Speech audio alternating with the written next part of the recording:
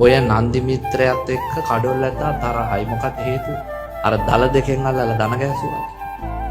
පස්සේ ඔය කේන්තිය තවත් වැඩි වුණා. කැලේ යද්දි නන්දි මිත්‍ර තිබහට පොල් ගෙඩියක් අදලා අතින් සුද්ධ කරලා පොල් ගෙඩිය ගැහුවා ඇතාගේ දලේ බිඳ ගන්න.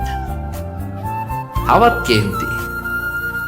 ඇතා හිතුවා කවදා හරි දවසක පලි ගන්නවා මයි. ඔය පලිය නැති උනේ කවද්ද?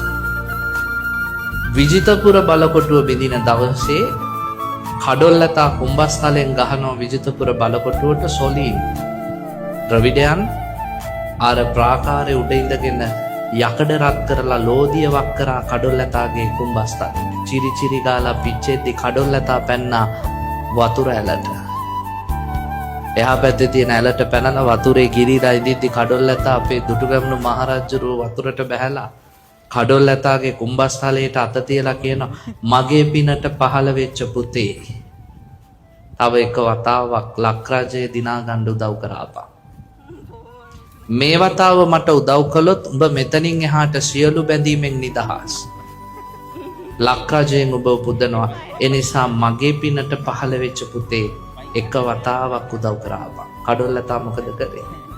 අර ඇල මාර්ගයෙන් එළියට ඇවිල්ලා ඇඟේ වේදනාවයි රජතුමාගේ ඉල්ලීමයි ඊළඟට ශරීරයේ පවතින කැක්කුමයි අර සොලින් එක්ක තිබ්බ තරහයි ඔක්කොම එකතු කරලා දුවගෙන ඇවිල්ලා වේගයෙන් ඇන්නා කුඹස්තලේ විජිතපුර බලකොටුවට. ප්‍රාකාරයේ බිත්ති සුණු විසුණු වෙද්දී විජිතපුර බලකොටුවේ ගල් උළුස්ස පෙරළුණා කඩොල් ඇතාගේ හිස පැත්තට. කවුද ඇල්ලුවේ පැනලා? නන්දි මිත්‍ර. ඇතා එතනින් අයින් වෙනකන් අල්ලගෙන හිටියා. එදාලු කඩොල් ඇතාගේ වෛරය ඉවර වුණේ.